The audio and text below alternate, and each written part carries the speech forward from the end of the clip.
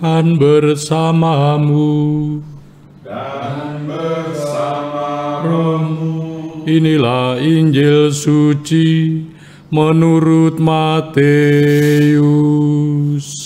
Dimuliakanlah Tuhan.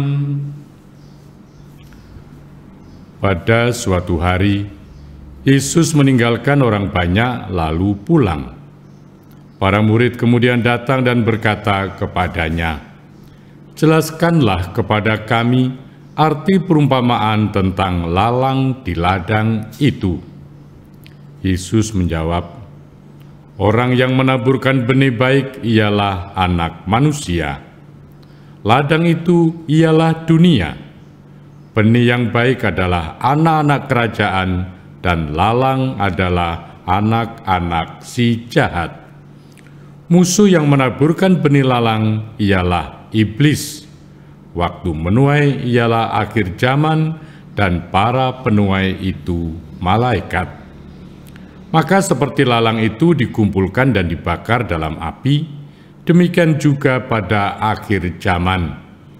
Anak Manusia akan mengutus malaikat-malaikatnya, dan mereka akan mengumpulkan segala sesuatu yang menyesatkan dan semua orang yang melakukan kejahatan dari dalam kerajaannya.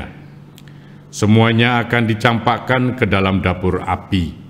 Di sanalah akan terdapat ratapan dan kertak gigi.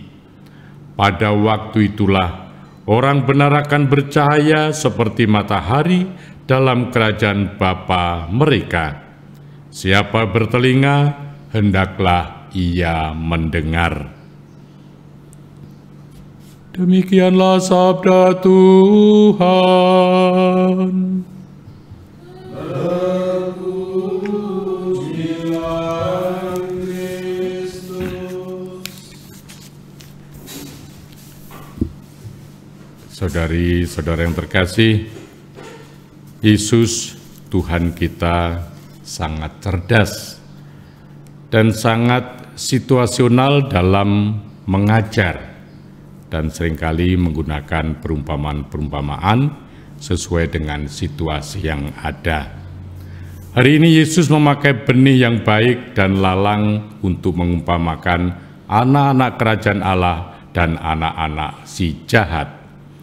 Benih baik ditabur oleh Yesus, sementara benih lalang ditabur oleh iblis, dan ladang ialah dunia. Sekalipun benih baik dan benih lalang tidak bernilai sama, namun pemilik ladang adalah Tuhan. Ia membiarkan kedua benih itu tumbuh bersama. Ia tidak memisahkan benih baik dari hambatan dan himpitan lalang.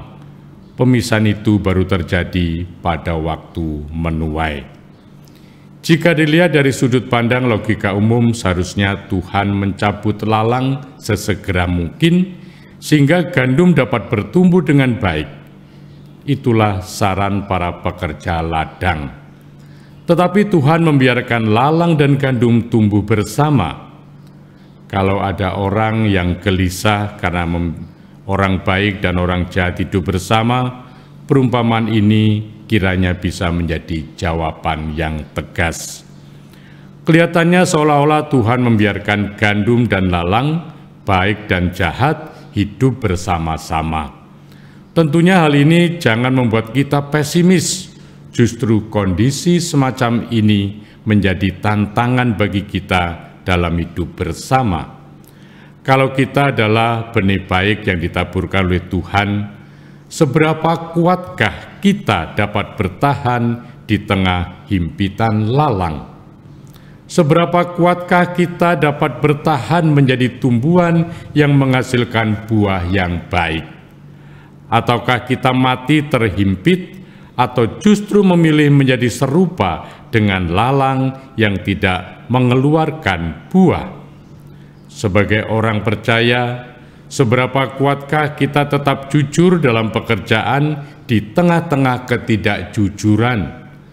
Sebagai jemaat Tuhan, seberapa besar peranan gereja menyuarakan kebenaran di tengah dunia yang penuh tipu daya ini?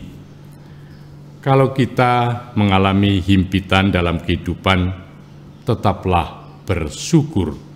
Sebab kita berasal dari benih yang baik, yang sedang dihimpit oleh lalang.